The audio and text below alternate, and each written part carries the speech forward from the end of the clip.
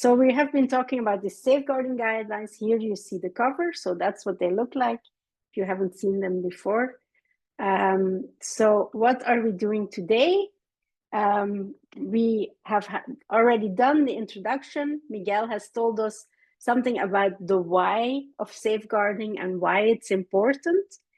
And then next, we are going to focus on where to start your safeguarding journey. Because as Miguel already said, it might feel like opening Pandora's box and a bit like, okay, but where do we start?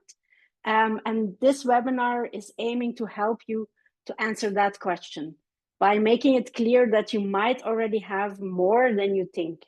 And that's also why we focus on the code of conduct today, because that is an easy access point to safeguarding. At least we found when we were writing the safeguarding guidelines. So we will tell you all about that. Then we will also have an interactive part where you can exchange with each other in breakout rooms. And then we will have the closing. And you might have already noticed that we are recording this meeting. We will only record till we start the interactive part, so that we can also use this for people who are not here and who are still interested in like, okay, safeguarding, how, what, where do I start? So that's also why we are recording. So let's dive in then. We've done enough introduction, time for the real deal. So the safeguarding guidelines are not a step-by-step manual. Because as you might know, there is a huge variety of organizations involved in ESC volunteering across Europe, from very big and solid organizations to very small organizations.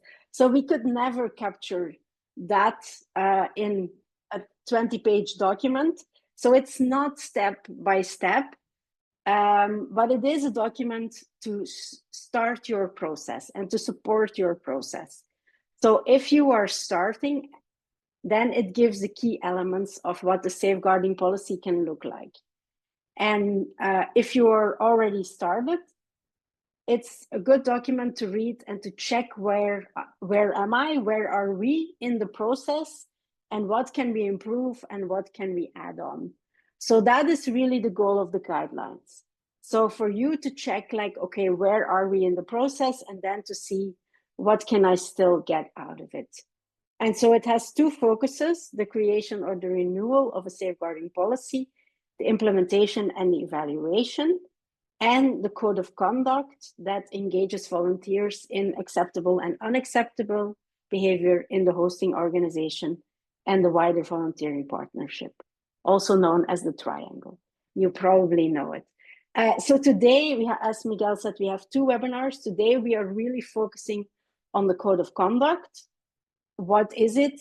How does it help you to start your process? Or how can you integrate practices that you already have, either in your organization or in the wider triangle, in a safeguarding policy? And we have another webinar in exactly 2 weeks, and there we will more focus on the safeguarding policy. So just for you to know, these are the two focuses. Today is the code of conduct. In 2 weeks, we focus more on the safeguarding policy as a whole. So, okay. So then we go to where are you in the process? Because we are very curious. It's only a small group, and still we would like to know where are you right now? So I will share a Menti, and we would like to invite you to join us there. So let me just share that. Here we go. So you have the QR code. If you want to open it on your phone, you can just scan it, or you can go to menti.com and use this code. So 44563550.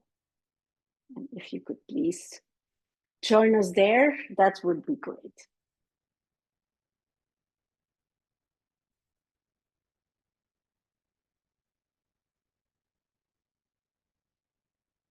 Yes. I see some people coming. Great. Okay, so then I think we can start. The first question, okay, people already started, great. So where are you with your safeguarding policy right now? So please let us know. Okay. Two people are still thinking.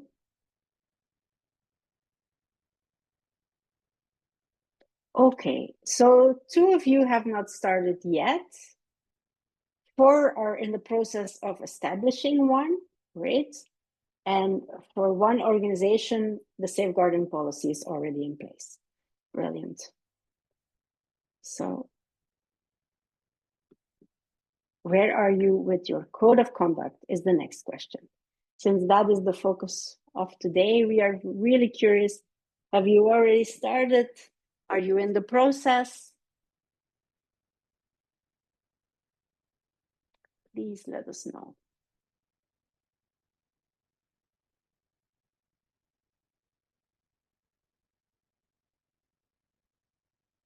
Okay, some people are still thinking.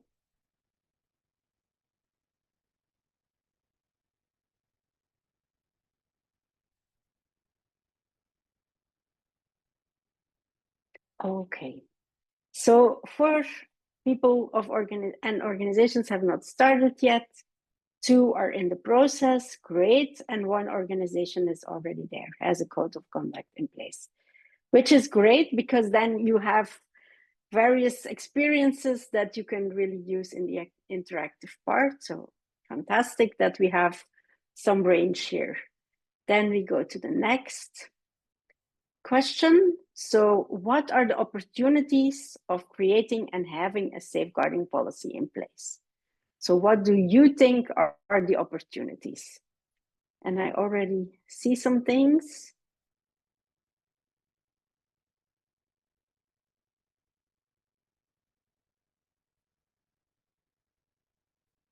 Let's wait a minute. Everybody has a chance.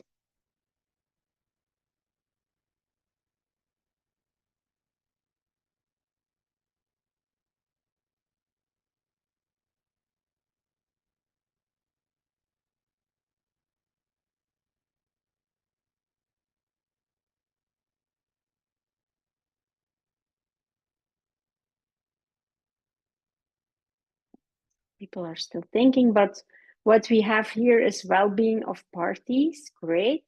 Readiness is really big now. Okay, brilliant.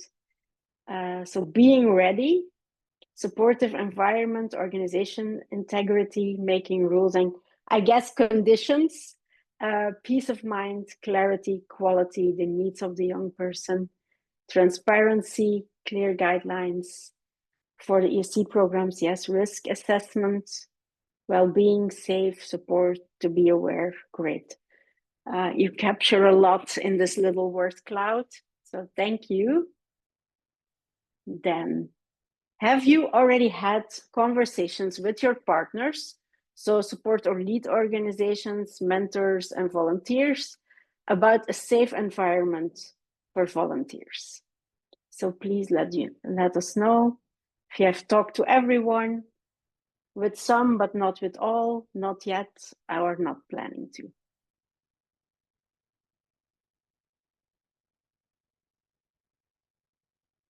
Okay, so two people, organizations have already talked with all of the partners. Great, fantastic.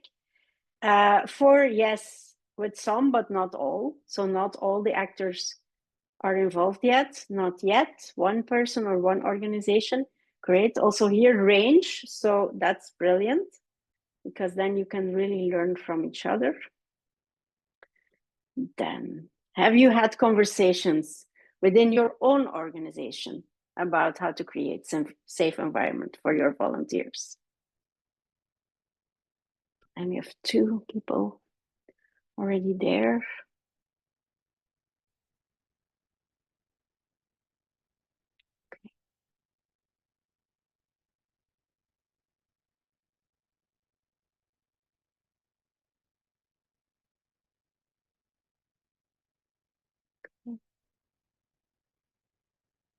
waiting for the last people to join us.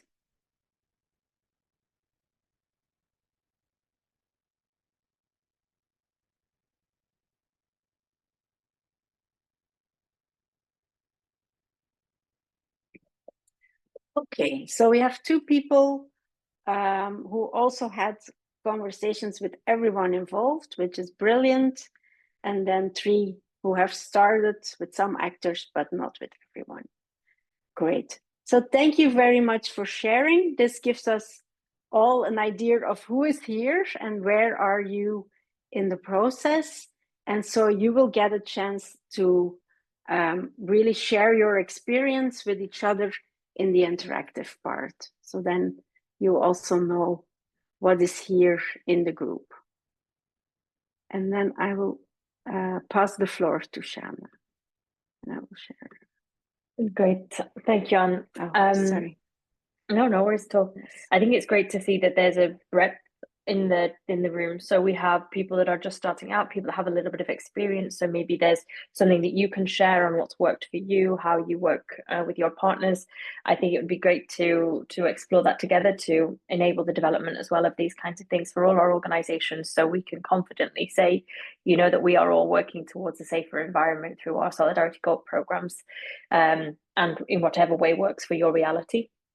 Recognizing that every organization is different and everyone has different stakeholders, different processes in place that can be used to enable safeguarding.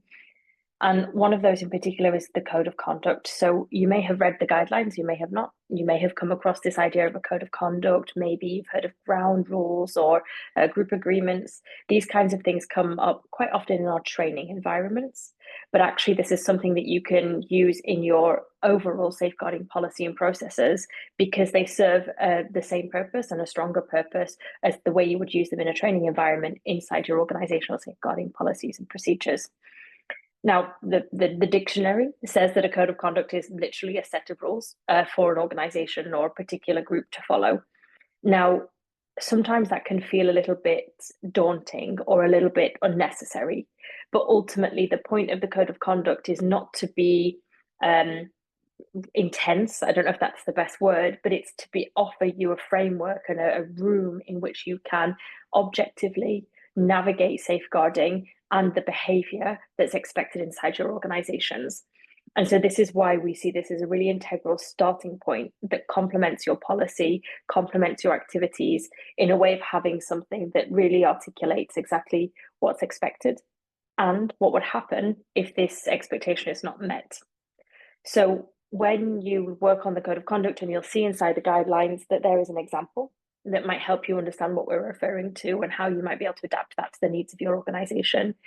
We're really looking to find something that can be understood in the simplest terms, that can be shared with every single person that your organization works with, touches, collaborates with, etc., and then can be used as an accountability measure.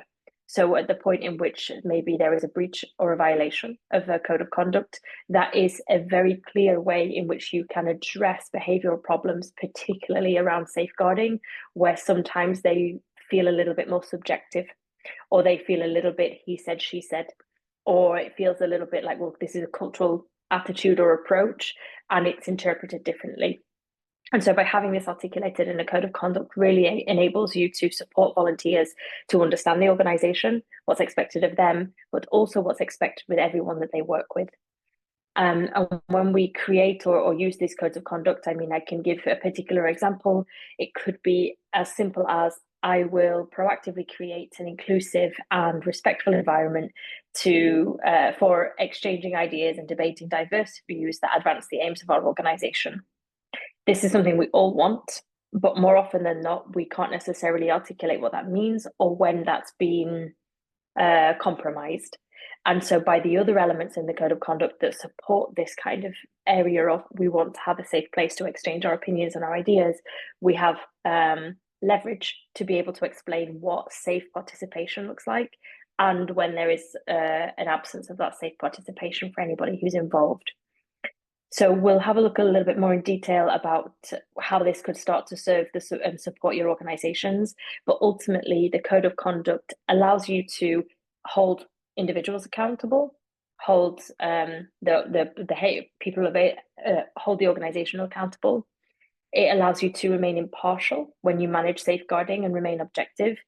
And it allows you to actually protect individuals and the organization, so hand in hand, so that you are always going through an objective process that allows really clearly a language and a tool that can say, this is how we expect to work, this is how we approach things when it doesn't go in line with this code of conduct. And anyone should be able to see and feel a successful code of conduct when they are inside your organization. It links directly to the elements of the activity agreement. And so Anne will walk us through a little bit how exactly you can start to use the activity agreement as a clear way to enhance your safeguarding expectations and behavioral rules.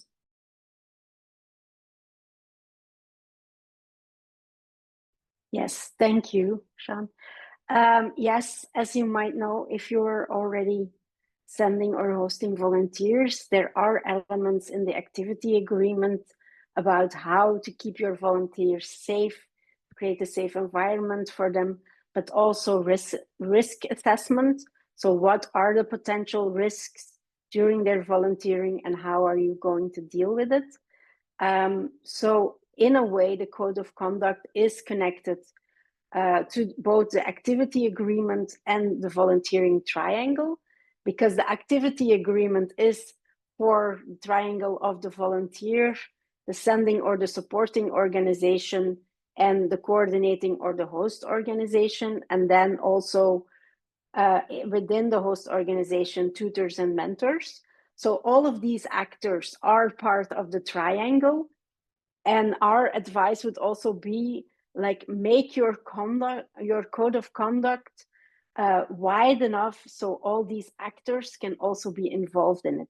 Because you have the basis in the activity agreement, you already had conversations within the triangle, probably between sending and hosting organizations of, okay, how are we going to create a safe environment for the volunteers that are coming? It is an entryway to involve volunteers. Once you have your code of conduct between sending and hosting organizations, and tutors and mentors are involved within the hosting organization, it's very easy to say to volunteers like, okay, this is our code of conduct. Welcome in our organization, and this is how we do things within the whole triangle. And this is the acceptable behavior, and this is the non-acceptable behavior for all of us. And if something happens, this is how to address it.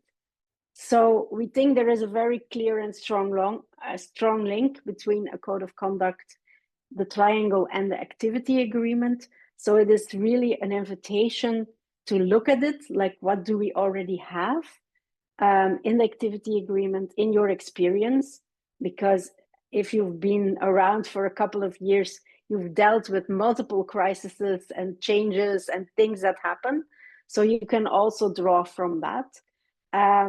And we have some questions for you that can help you start the conversation.